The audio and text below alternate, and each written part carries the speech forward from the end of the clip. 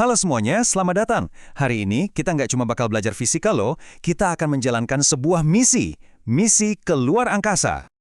Ya, betul banget. Mulai detik ini kamu adalah komandan misinya. Tugasmu simpel tapi menantang banget, meluncurkan sebuah roket. Dan satu-satunya alat yang kamu punya buat mastiin misi ini berhasil adalah pemahaman tentang fisika. Gimana, udah siap? Oke komandan, ayo kita bedah misinya. Biar roketnya bisa terbang, kita perlu kuasai dua sistem yang paling fundamental. Yang pertama adalah gerak dan yang kedua adalah gaya. Anggap aja ini dua pilar utama yang bakal nentuin keberhasilan seluruh misi kita. Gampangnya gini deh, gerak itu soal gimananya. Gimana sih lintasan roket kita nanti? Seberapa kenceng dia bakal melaju? Kemana arahnya? Nah kalau gaya itu soal kenapanya. Kenapa roket itu bisa ngangkat dari landasan? Kenapa dia bisa makin ngebut? Kebayangkan bedanya? Sip, bagus. Oke, ayo kita fokus ke sistem yang pertama, navigasi roket.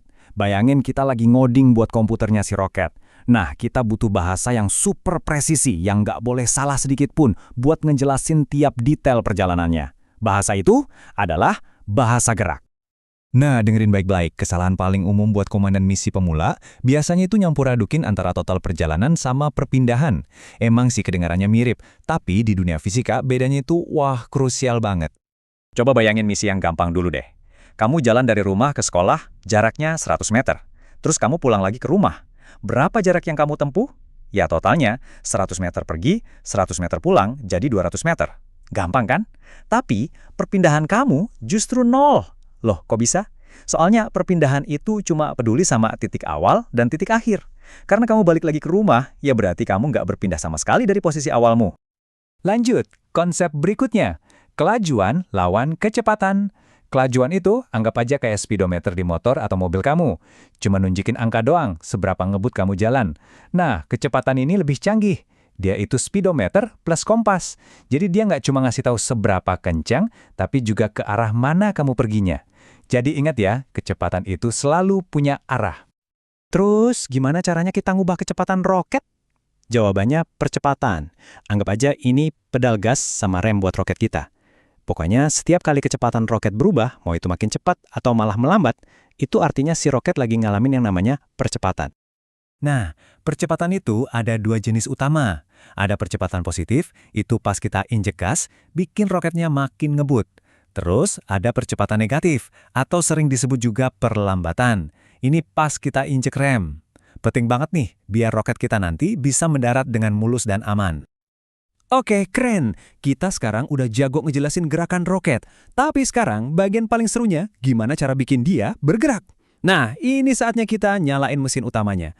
Mesin ini tuh bekerja ngikutin 3 aturan dasar alam semesta. Yap, hukum Newton. Sebelum kita masuk ke hukum yang pertama, aku mau nanya deh, kamu pernah lihat nggak trik sulap yang narik taplak meja cepet banget, tapi piring sama gelas di atasnya tetap diem nggak jatuh? Nah, itu sebenarnya bukan sulap. Itu murni fisika. Itulah dia hukum Newton yang pertama, alias inersia. Intinya, setiap benda itu pada dasarnya punya sifat malas. Benda yang lagi diem, ya pengennya diem aja. Benda yang lagi gerak, ya pengennya gerak terus dengan kecepatan yang sama.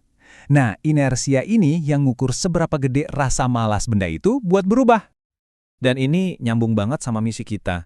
Roket kita kan gede dan berat banget tuh. Artinya dia punya inersia atau sifat malas yang luar biasa gede.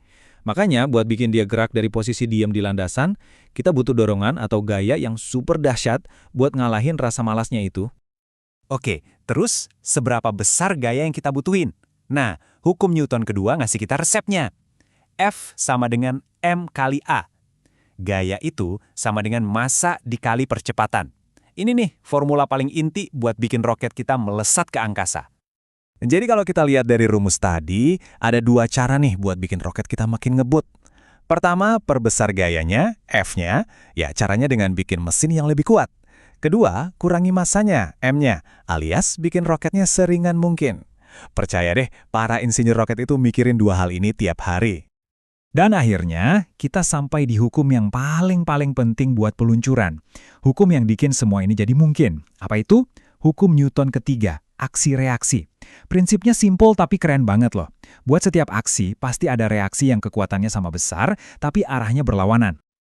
Baik, Komandan. Semua sistem udah kita pelajari, bahasa gerak udah kita kuasai, aturan mesin juga udah kita pahami. Sekarang, waktunya buat gabungin semuanya.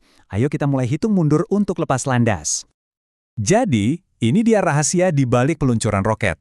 Aksinya adalah mesin roket nyemburin gas super panas ke arah bawah dengan kekuatan yang luar biasa.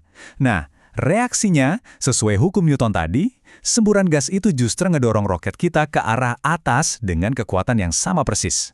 Dorongan ke atas inilah yang ngangkat roket kita, ngelawan gravitasi bumi. 3, 2, 1. Lepas landas. Kita berhasil. Roket kita meluncur ke angkasa. Selamat, Komandan. Misi Anda sukses. Oke, kita lapor singkat dulu setelah misi ini berhasil. Jadi, apa aja yang kita pelajari hari ini? Pertama, gerak itu adalah bahasanya buat ngejelasin lintasan. Kedua, gaya itu adalah kekuatannya yang bikin ada pergerakan.